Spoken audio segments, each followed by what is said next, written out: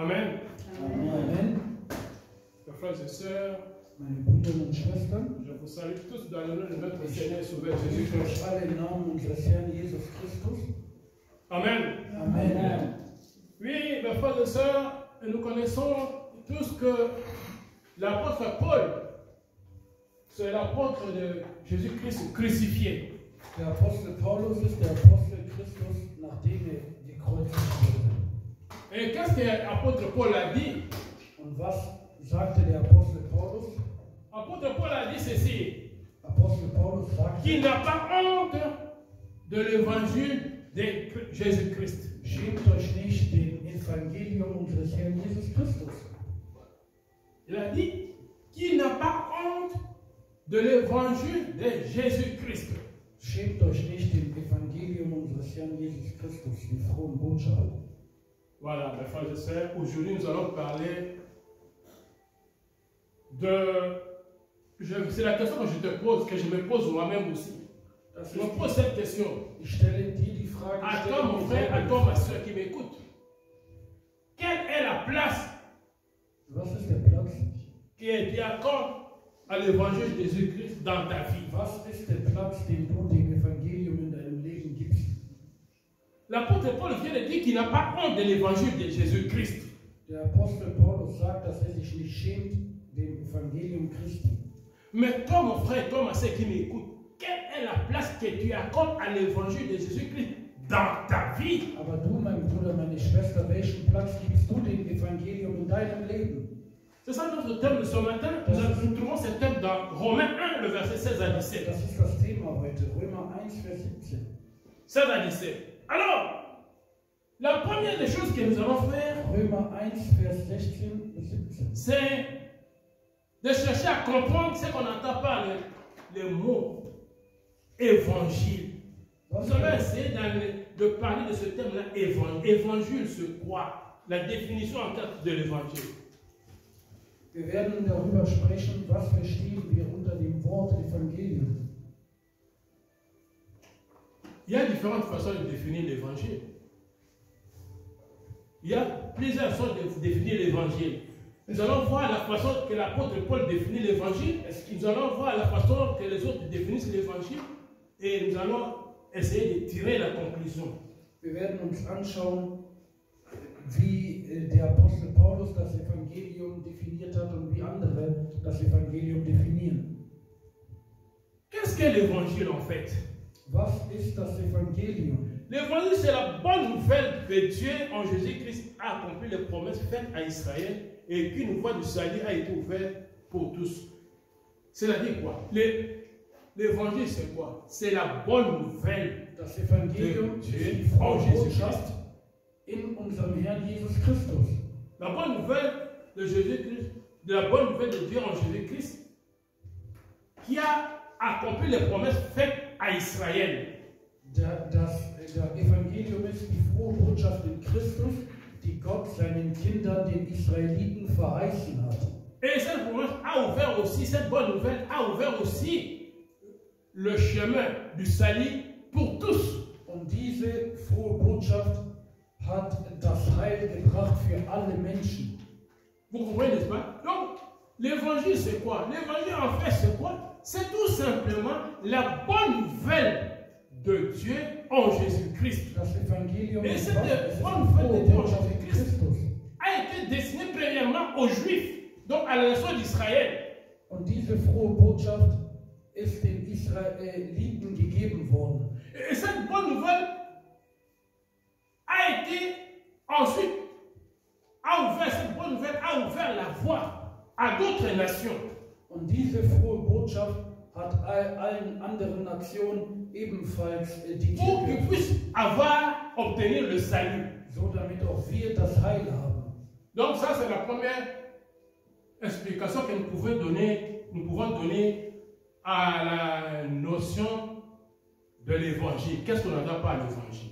Das ist das, was wir unter Evangelium verstehen. L'évangile en fait c'est la bonne nouvelle que Dieu en Jésus-Christ a accompli ses promesses vers la nation d'Israël et qui a ouvert en même temps une voie vers le salut pour d'autres nations. Das Evangelium ist die Rettung, das Evangelium ist die Rettung der Kinder Gottes und es hat auch zeitgleich die Tür geöffnet in allen anderen Nationen. Si nous lisons Marc 1, le verset 14 à 15, Markus 1, nous allons voir que Jésus-Christ alla de Galilée prêchant l'évangile de Dieu. Jésus-Christ, donc, l'évangile de Marc, le chapitre 1, le verset 14 à 15. Vous allez lire ça, vous allez comprendre. Markus Kapitel 1, Chapitre 1, le verset 14 à 15. Vers 14 bis 15. Jésus-Christ alla dans la Galilée, prêchant l'évangile de Dieu. C'est pour vous dire que Jésus-Christ, c'est le début du ministère de Christ. Jésus-Christ est venu pour prêcher l'évangile. Jesus Christus kam, das Evangelium, die frohe Botschaft zu verkünden. Il a commencé par prêcher l'évangile à partir de la Galilée. Fing an, die frohe Botschaft in Galiläa zu verkünden. Vous voyez, n'est-ce pas? C'est ça l'évangile de Dieu. Das ist das Evangelium. C'est la bonne nouvelle. C'est la bonne nouvelle de Dieu en Jésus-Christ. Es ist die frohe Botschaft, qui a été transmis pour accomplir les promesses faites à Israël et ouvrir en même temps la voie du salut vers les autres nations. C'est ça ce que ça veut dire. Es ist die frohe Botschaft. Alors, quelle est l'autre façon de définir l'évangile? L'évangile, c'est un texte. L'évangile est un texte écrit, inspiré. Das Evangelium ist un texte écrit, inspiré, qui raconte la vie et le message de Jésus-Christ. Das Evangelium ist ein inspirierter Text, die Botschaft Christus mit sich trägt. Donc, c'est un texte écrit, inspiré, qui raconte la vie et le message de Jésus-Christ.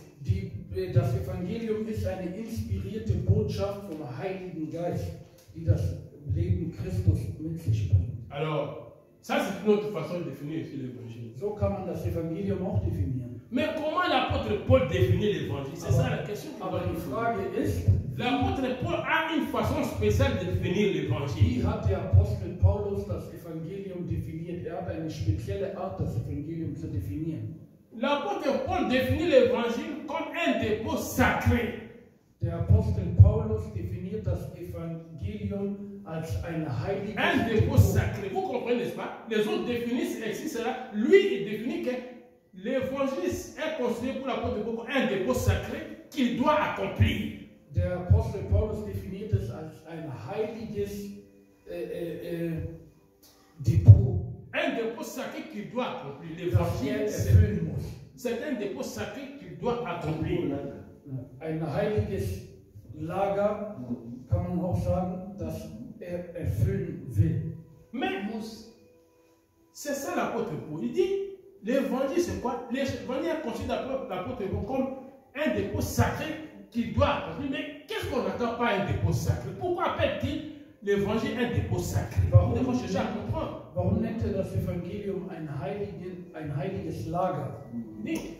C'est un dépôt sacré. Donc, vous comprenez, un dépôt sacré qu'il doit accomplir. Donc, il a un devoir d'accomplir ce dépôt sacré. Mais qu'est-ce qu'on n'attend pas ce dépôt sacré? Le dépôt sacré, c'est quoi en réalité? C'est ça la question. Ben, le dépôt sacré, c'est l'évangile qui parle de la gloire de Dieu.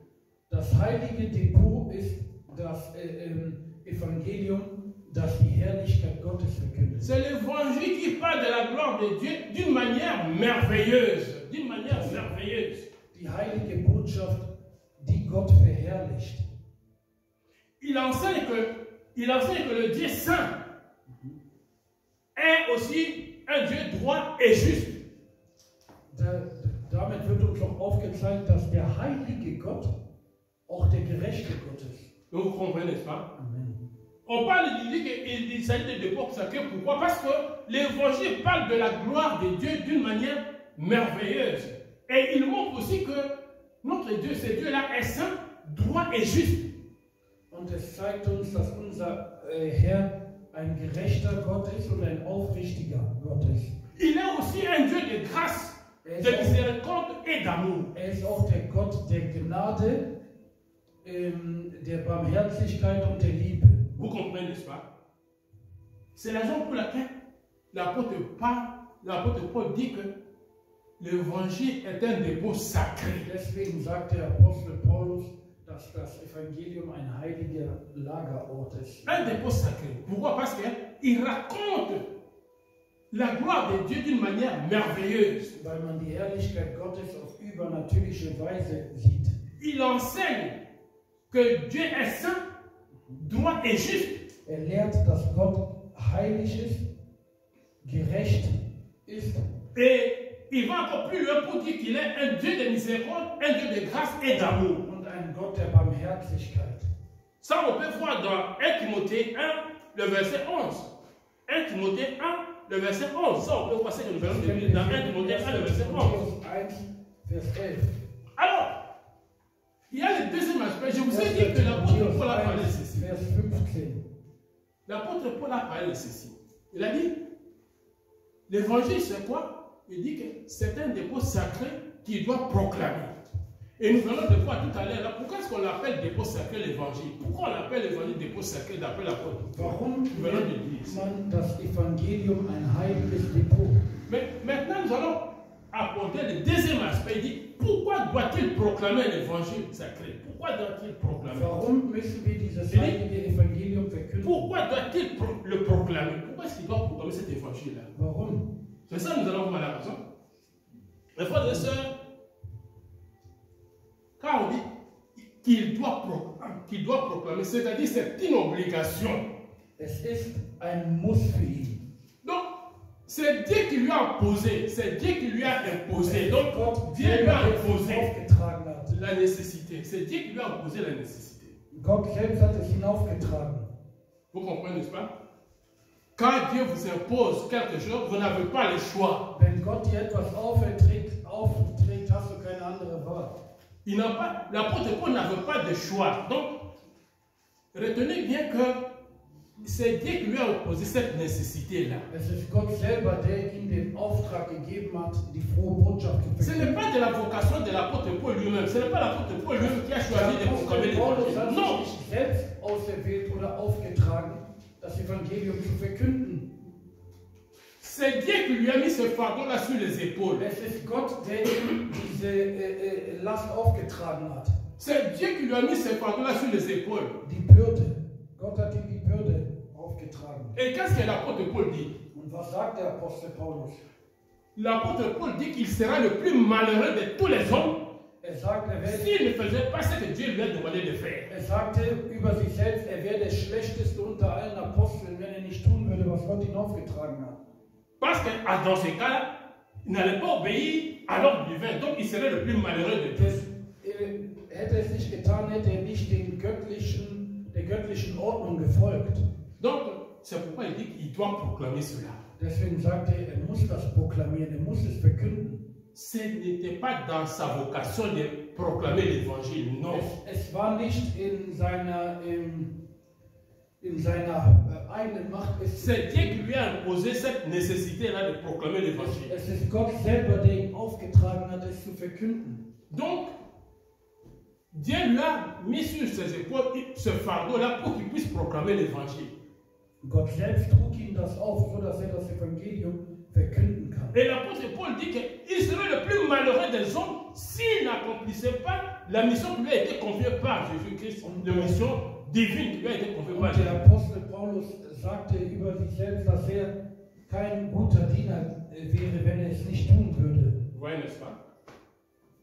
Nous avons vu en premièrement que l'évangile, c'était la bonne nouvelle que Dieu a mis en Jésus-Christ pour en fait accomplir la mission qu'il a confiée à Israël et ouvrir une autre voie pour les autres nations afin qu'ils puissent avoir le salut. Ça, c'est la première façon. Deuxième façon, l'apôtre, nous avons vu après une autre façon de dire que l'évangile, c'est un texte inspiré qui raconte la vie et le message de Jésus-Christ.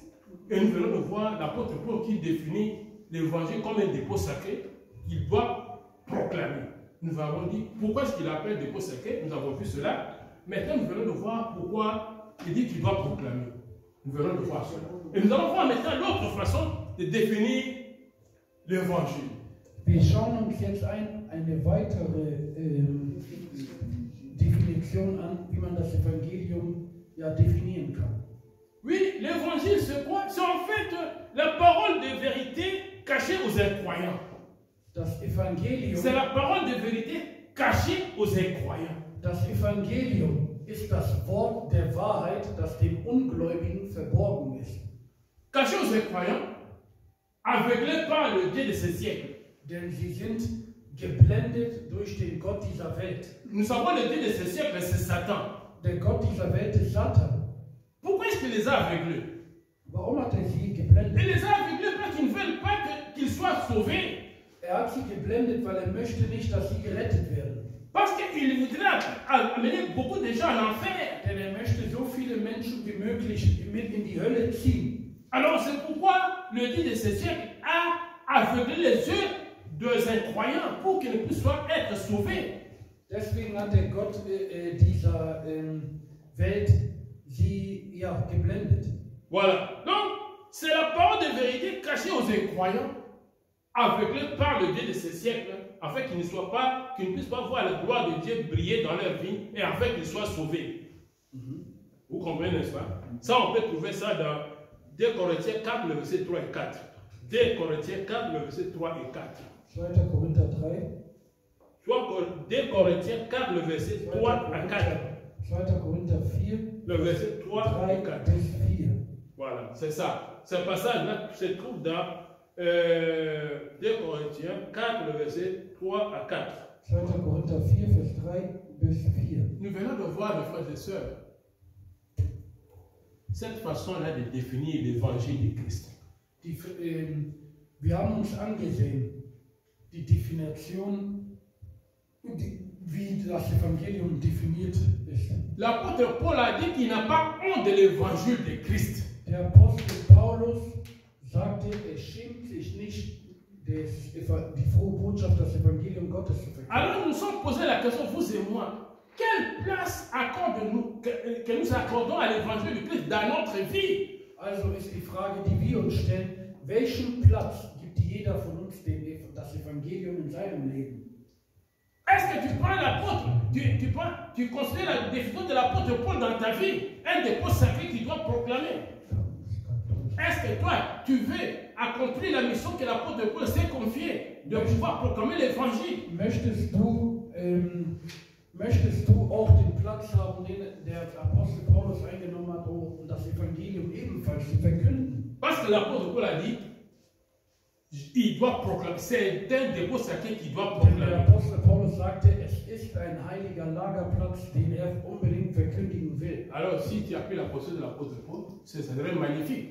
Wenn du dieselbe Position hast wie der Apostel Paulus, parce que l'apôtre Paul lui-même n'a pas voulu, mais on lui a imposé par Dieu de pouvoir accomplir cette mission-là. Also wenn du auch dafür brennst, das Evangelium zu verkünden, dann ist es von großer Herrlichkeit. Alors, nous allons essayer de résumer, en fait, qu'est-ce qu'on entend par l'évangile? L'évangile, c'est quoi? Das Evangelium ist was? L'évangile, primo, c'est la bonne nouvelle de Dieu. Das Evangelium ist die gute Nachricht Gottes.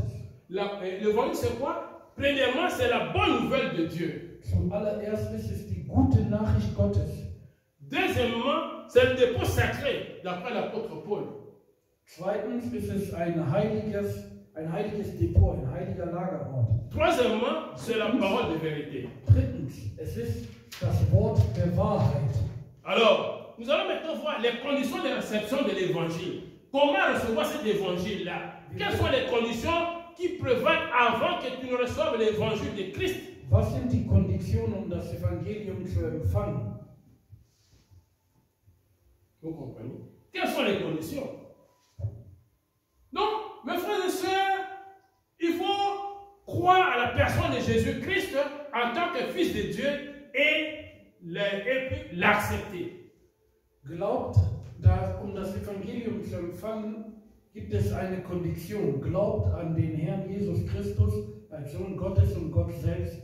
Et l'accepter. Und akzeptiert ihn auch. Il faut d'abord croire. Annehmen. On croit à la personne de Jésus en tant que Fils de Dieu et l'accepter. C'est ça. Man muss erst an Jesus Christus glauben, als Sohn Gottes und Gott selbst, und ihn annehmen. Voilà. Donc, croire et confesser le nom de Jésus-Christ.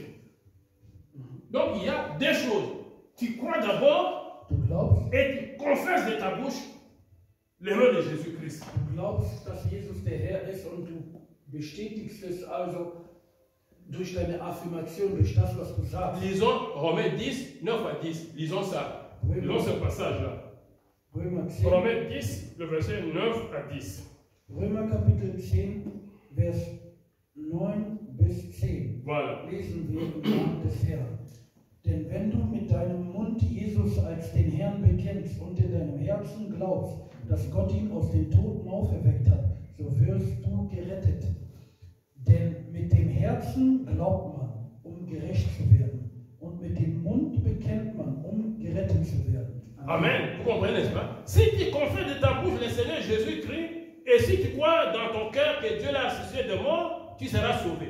Quand, en croyant du cœur, on parvient à la justice, et en confessant de la bouche, on parvient au salut. Amen. Vous comprenez, mes frères et sœurs, qu'il y a des conditions. Es gibt zwei Konditionen. Il faut d'abord croire à la personne de Jésus-Christ, qu'il est le Fils de Dieu, An die Person Jesus et de Christus confesser le nom de Jésus. als Sohn Gottes und zweitens, konfessiere es, bestätige es durch deine eigenen Worte.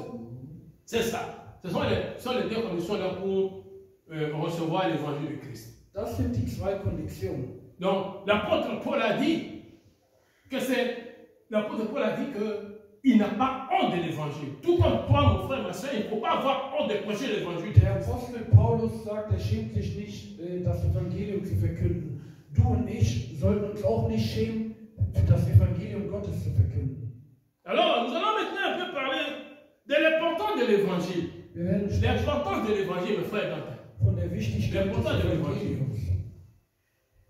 L'importance de l'évangile. Eh bien, sans l'évangile, les hommes seront perdus. Ohne das Evangelium würden wir Menschen verloren gehen.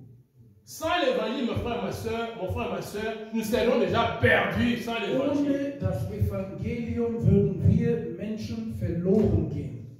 Vous comprenez, n'est-ce pas? C'est ça l'important. Sans l'évangile de Christ, nous serons perdus. En d'autres termes, qu'est-ce que cela veut dire? Mit anderen Worten, was bedeutet das? Quand on dit que sans l'évangile du Christ, nous serons perdus, qu'est-ce que cela veut dire? Cela veut dire, en d'autres termes, que la puissance de l'évangile Die Kraft des Evangeliums délivre les hommes de la perdition. befreit die Menschen, verloren zu gehen. L'évangile de Christ, la puissance de l'évangile de Christ délivre les hommes de la perdition. Die Kraft des Evangeliums befreit die Menschen davon, verloren zu gehen. Vous pouvez lire ça dans Matthieu 18, le verset 11. Ihr könnt das lesen in Matthäus 18, Le Vers verset 11. 11. Ça, c'est la première chose. Ça, nous sommes en train d'analyser, nous sommes en train de parler de l'importance de l'évangile. Wir sprechen von der Nous Wichtigkeit. avons dit que sans l'évangile, nous serions tous perdus. Ohne das Evangelium werden wir alle verloren, haben wir gesagt. Alors, je vous ai dit qu'en d'autres termes, cela veut dire que la puissance de l'évangile délivre les hommes de la perdition. Die Kraft des Evangeliums befreit die Menschen verloren zu gehen. Donc, comme nous venons de voir dans Matthieu 18, le verset 11. Mais quel autre rôle joue l'évangile dans la vie des hommes? Eh bien, la puissance de l'évangile délivre l'homme de la colère de Dieu. Die Kraft des Evangeliums befreit den Menschen De la colère de Dieu. Zorn Gottes. Vous pouvez lire ça dans Romains 5, le verset 9. Romains 5, le verset 9. Ça, c'est l'importance de l'évangile dans la vie des hommes. Römer 5, Vers 9, da könnt ihr das lesen. Voilà. Nous pouvons encore voir l'autre fonction que joue l'importance de l'évangile dans la vie des hommes. Eh bien, la puissance de l'évangile délivre l'homme de l'ignorance spirituelle. Die Kraft des Evangeliums befreit den Menschen De l'ignorance aus spirituelle. der geistigen Ignoranz. Osée 4, le verset 6. Hosea 4, Vers 6 könnt ihr dahinter schreiben. Osée 4, le verset 6. Hosea 4, Vers 6. C'est ça. Donc l'évangile de Christ, la puissance de l'évangile délivre l'homme de l'ignorance spirituelle. Die Kraft des Evangeliums wird auch offenbar, dass es den Menschen aus der geistigen Ignoranz befreit. Osée 4, le verset 6. Hosea 4, 6 als Referenz. Quelle autre important de la puissance de l'évangile. La puissance de l'évangile nous apprend à renoncer à tout pour suivre Christ. Die Kraft des Evangeliums lehrt uns, alles aufzugeben, Christus zu folgen. Oui, la puissance de l'évangile nous apprend à renoncer à tout pour suivre Christ. Die Kraft des Evangeliums lehrt uns, alles zu lassen, Christus zu folgen. Luc 14, verset 26. Lukas 14, Vers 26 als Referenz. Rappelez-vous, vous vous rappelez de l'histoire que la conversation que Jésus-Christ avait eue avec ses disciples. Rappelez-vous de ça dans la Bible.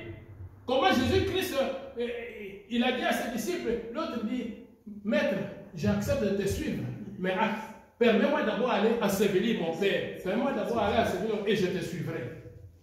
Et il a dit, laisse le mot entrer le monde, toi suis-moi. Vous voyez, n'est-ce pas?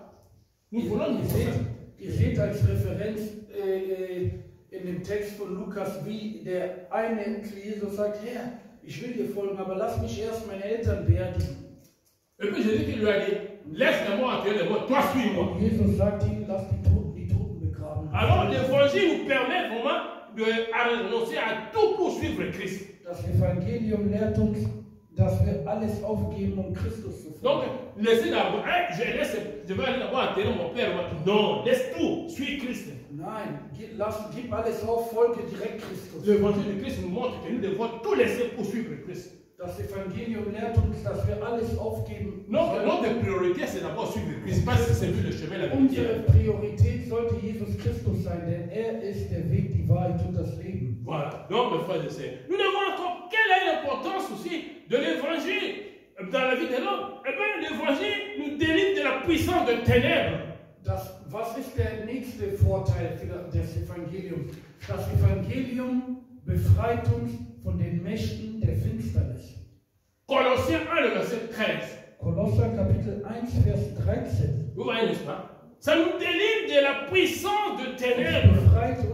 Das Evangelium befreit dich und mich aus der Gefangenschaft der Dunkelheit. Alors, mes frères et sœurs, ici nous devons mettre un accent particulier. Aussi, ici nous devons mettre l'accent sur ce que Jésus-Christ avait dit. Nous devons mettre l'accent particulier sur la puissance de monde de ténèbres. Nous allons mettre l'accent. Nous avons été avertis par Christ lui-même, s'agissant de la puissance de ténèbres. Nous avons été avertis par Christ. Qu'est-ce que Christ a dit? Qu'est-ce que Christ a dit? Quand nous lisons Matthieu 7, le verset 15 à 16, lisons Matthieu 7, le verset 15 à 16. Matthieu 7, Matthieu 7, le verset 15 à 16. Matthieu 7, Vers 15 bis 16. Voilà. Parce que nous sommes en train d'analyser la puissance de ténèbres. Hütet euch aber vor den falschen Propheten, die in Schafskleidern zu euch kommen, inwendig aber reißende Wölfe sind. An ihren Früchten werdet ihr sie erkennen. Sammelt man auch Trauben von Dorn oder Feigen von Disteln? Amen. Vous comprenez, n'est-ce pas? Il nous a avertis, mes frères et sœurs, s'agissant de la puissance de ténèbres. Il a dit dans Matthieu 7, le verset 15, il dit, gardez-vous de faux prophètes. Quand ils viennent à vous en vêtements de brebis, mais au-dedans de l'œil, ce sont des loups ravisseurs. Il dit, il faut les reconnaître à leur fruit. Nous avons été avertis par Christ lui-même. Il nous a donné des signes pour que nous puissions voir ce qui vient de ténèbres. Vous comprenez, n'est-ce pas? Ils viennent à l'habit de brebis, ils viennent avec des Bibles, avec des attributs pour montrer que ce sont des véritables serviteurs. En réalité, ce ne sont pas des véritables serviteurs, ce sont des faux serviteurs de Dieu, des agents de Satan.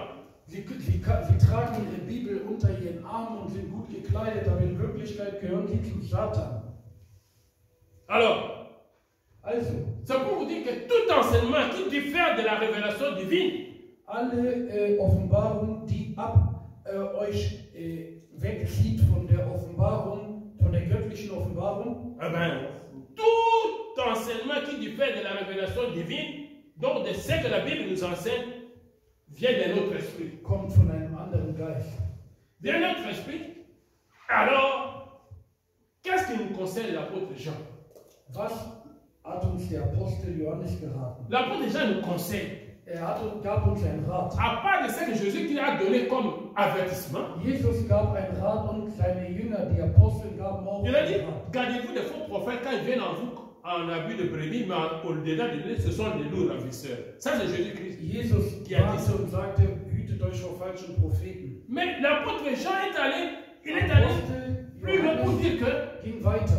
tout enseignement qui est contraire à la révélation divine ne vient pas de Dieu, mais ça vient plutôt de l'ennemi. Der Apostel Johannes sagte, jede Offenbarung, die nicht von Gott stammt, zusätzliche Lehren sind vom Feind. Alors qu'il nous a donné les références dans 1 Jean 4, verset 1.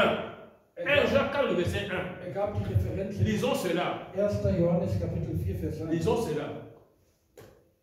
1 Jean 4, verset 1. 1. Johannes Kapitel 4, Vers 1. Voilà. Die Warnung des Apostel Johannes. Voilà. Geliebte, glaubt nicht jedem Geist, sondern prüft die Geister, ob sie aus Gott sind. Denn es sind viele falsche Propheten in die Welt ausgegangen. Amen. Vous comprenez, n'est-ce pas? C'est l'apôtre Jean qui nous donne un avertissement en se basant sur Jésus-Christ nous avait donné comme avertissement aussi. Lui vient ajouter. Il vient ajouter, il dit, éprouvez les esprits pour savoir s'ils sont de Dieu, car plusieurs faux prophètes sont venus dans le monde. Vous comprenez, mes frères et sœurs, que nous sommes en train de vivre dans ce monde ici. Il y a plusieurs faux prophètes dans les églises. Auf dieser Welt, in der wir leben, viele falsche Propheten. Il y a beaucoup de faux prophètes dans les églises. Vous allez voir les églises remplies, mais en fait, il n'y a rien dedans de Christ là-bas. Ihr werdet Gemeinden sehen, die ausgefüllt sind, also überall Mitglieder. Et ils sont pleins.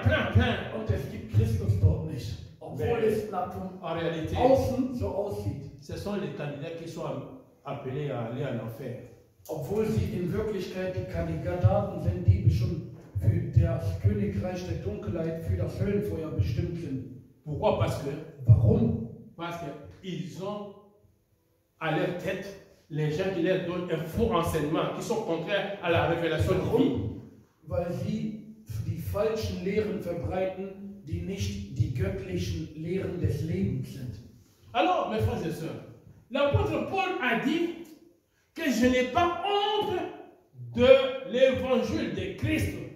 Der Apostel Paulus sagte, ich schäme mich nicht, das Je Evangelium n'ai pas Christus honte zu de verbreiten. l'évangile de Christ. Ich schäme mich nicht, das Evangelium Christus zu verbreiten, sagte er. Alors, toi, qu'est-ce que tu penses de Was l'évangile de denkst Christ? du vom Evangelium Christi? Toi, mon frère, toi, ma soeur, qu'est-ce que tu penses de l'évangile de Christ? C'est ça la question. Que chacun de nous doit essayer de répondre. Qu'est-ce que je pense de l'évangile de Christ dans ma vie? Qu'est-ce que mon frère, ma soeur, pense de l'évangile de Christ dans sa vie? C'est ça la question que nous devons tous Das ist die répondre. Frage, die wir uns alle stellen sollten. Alors, nous allons répondre cela en nous basant sur le passage biblique. Und wir werden uns da die Frage stellen und beantworten anhand von biblischen. Nous allons lire Matthieu 28, le verset 19 à 20. Lisons cela. Matthäus 28. Le verset 19 à 20. Lisons cela.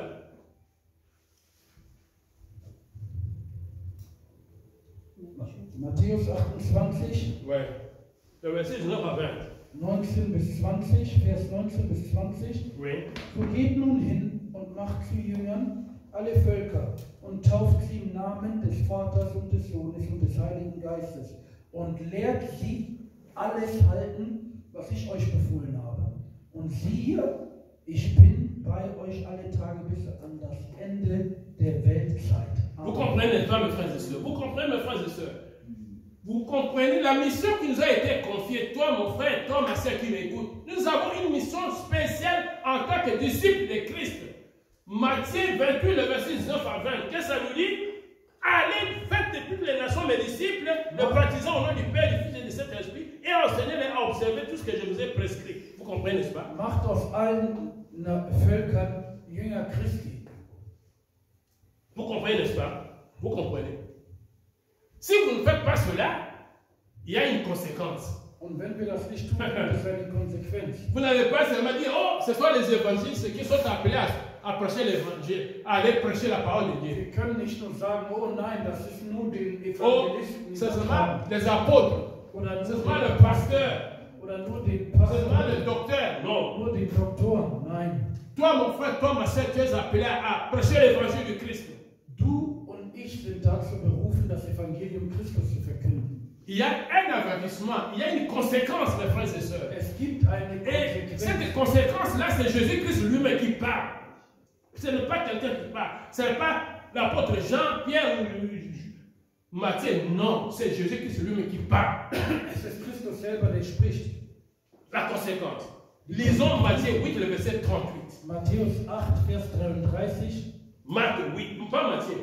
Markus, Eh oui, c'est Marc 8, le verset 38. Markus 8, Vers 38. Voilà.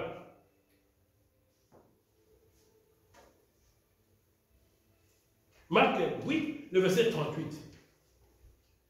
Denn wer sich meiner und meiner Worte schämt unter diesem ehebrecherischen und sündigen Geschlecht, dessen wird sich auch der Sohn des Menschen schämen, wenn er kommen wird in der Herrlichkeit seines Vaters mit den heiligen Engeln. Vous comprenez, mes frères et sœurs?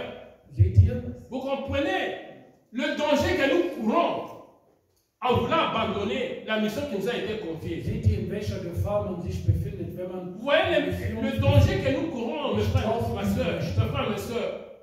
Eh bien, il a dit lui-même, Jésus-Christ, quiconque aura honte de moi et de mes paroles, au milieu de cette génération adultère et pécheresse, le Fils de l'homme aura honte de lui quand il viendra dans la gloire de son Père avec les saints anges. Comprenez le danger, mes frères et sœurs. Seht ihr die Gefahr? Quand Jésus-Christ a honte de toi, Wenn sich Christus deiner schämt, quelle est ta place? Où serait ta place? wo ist dein Platz? Il a dit que je m'en vais vous préparer le demain et je viendrai vous prendre, afin que là où je sois, que vous aussi vous soyez là-bas. Er sagt, ich gehe, um euch einen Platz vorzubereiten, dass auch ihr seid, wo ich bin. Et quand il revient, Und wenn ich zurückkomme, et il ne te trouve pas en train de faire la mission qu'il t'a confiée, und er sieht dich nicht, quel sera ton sort? was er dir aufgetragen hat, wo, Il revient, il ne te trouve pas en train de faire la mission qu'il t'a confiée. wo wird dann dein Dans Matthieu 28, le verset 19 à 20. Et bien à ce moment-là, tu as eu honte de parler de Jésus qui est de... Du hast dich geschämt, Et lui aussi aura honte de toi. und der wird sich dann auch deiner schämen. Alors, nous allons voir, mes frères et sœurs, la place de l'évangile dans ta vie. Wir werden den Platz des Evangeliums in deinem Herzen analysieren. Lisons Josué 1,8, vous allez comprendre. Josua Kapitel 1, Vers 8. Tout le monde connaît ça. Jeder kennt den Vers. Josué 1, le verset 8. Jeder kennt den Vers. Josua 1, Vers 8. La place de l'évangile dans ta vie. L'évangile, toi en tant qu'enfant de Dieu, toi en tant qu'enfant de Dieu, tu dois méditer cette parole au jour le jour, mes frères et sœurs. Wir sollten das Wort Tag und Nacht meditieren. Josué 1,8. Josua 1, Vers 8. Que ce livre ne s'éloigne pas de ta bouche, médite le jour et nuit. Avec agir fidèlement. Sich nicht von deinem C'est alors que tu auras du succès dans tout ce que tes entreprises, c'est alors que tu réussiras. Dann wirst du Erfolg haben bei allem, was du tust. Si vous voulez réussir dans ta vie, si vous voulez réussir dans tout ce que tu veux entreprendre, Wenn du Erfolg haben willst, eh bien, mes frères et sœurs, il faut méditer la parole de Dieu. dann musst du das Wort Gottes meditieren. La parole de Dieu, c'est la parole de la vérité, comme Das nous avons Wort dit. Gottes ist das Wort der Wahrheit. C'est un dépôt sacré selon l'apôtre Paul. Ein heiliges, C'est la bonne nouvelle de Dieu. die gute Nachricht Vous Gottes. comprenez, n'est-ce pas? Donc cette parole-là, nous sommes obligés de la lire chaque jour. Nous sommes obligés de la lire chaque jour, mes frères et sœurs. Oui, mes frères et sœurs. Si vous lisez un peu Jean 8, le verset 31. Lisons Jean 8, le verset 31. Lasst uns Johannes 8, 31 lesen. Jean 8, le verset 31. Johannes 8, 31. Jean 8, le verset 31. Johannes 8, 31. Voilà.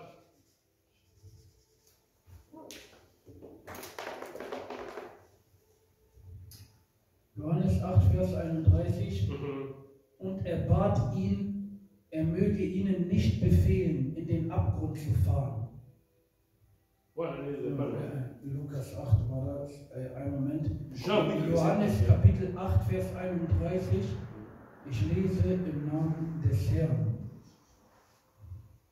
Da sprach Jesus zu den Juden, die an ihn glaubten: Wenn ihr in meinem Wort bleibt, so seid ihr wahrhaftig meine Jünger. Comprenez, n'est-ce pas, mes frères et sœurs? L'apôtre Paul a dit qu'il n'a pas honte de l'évangile de Christ. Quand quelqu'un n'a pas honte de l'évangile de Christ, qu'il est le disciple de Christ, il doit faire la volonté de Christ. Mais toi, mon frère, toi, ma soeur, si d'après ce que nous venons de lire dans Jean 8, le verset 31, Jean 8, le verset 31 nous recommande de demeurer dans sa parole. Et si nous demeurons dans sa parole, alors nous sommes réellement ses disciples. Wenn wir in seinem Wort verharren, so sind wir wahrlich seine Jünger. Vous comprenez, mes frères et sœurs? Versteht ihr, meine Nous Brüder? devons demeurer dans la parole de Wir Dieu. müssen im Wort Gottes Raison verharren. pour laquelle 1 Josué 1,8 nous dit que nous devons méditer cette parole au jour les Sagt jours. uns Josua 1,8 immer, dass wir jeden Tag das Wort Gottes meditieren sollen. Donc, nous avons tous besoin, mes frères et sœurs, de la parole de Dieu. Wir alle benötigen das Wort Gottes in unserem Leben. Parce que la parole de Dieu, d'après l'apôtre Paul, Denn das Wort Gottes, l'évangile établit, das Evangelium, fortifie, ist da, um zu etabliert zu werden und aufzubauen. Fortifie et stabilise le croyant. Und es stabilisiert den Gläubigen. Donc, accrochons-nous à Jésus-Christ et à sa parole. Also lasst uns an uns Jesus Christus nähern und seinem Wort. Accrochons-nous à Jésus-Christ et à sa parole, mes frères et sœurs. Lasst uns dafür sorgen, dass wir uns Jesus Christus nähern und sein Wort. Car Jésus-Christ est la vie. Denn Jesus Christus ist die Jésus-Christ est la Wahrheit. vie. Er ist das Leben. Jésus-Christ est la vie, mes frères et sœurs. Jesus Christus ist das Accrochons-nous Leben. à la parole de Dieu et à Jésus-Christ. Jesus Christus ist das Leben. Lasst uns Jesus Christus nähern. 1 Jean 5, verset 12. 1. Johannes 5, Vers 12. Voilà. Car Jésus-Christ est la vie. Denn Christus ist das Leben. Mes frères et sœurs, Brüder und Schwestern, c'est ça notre parole de ce matin. das ist die Botschaft von heute. Acclamons le Seigneur. Amen.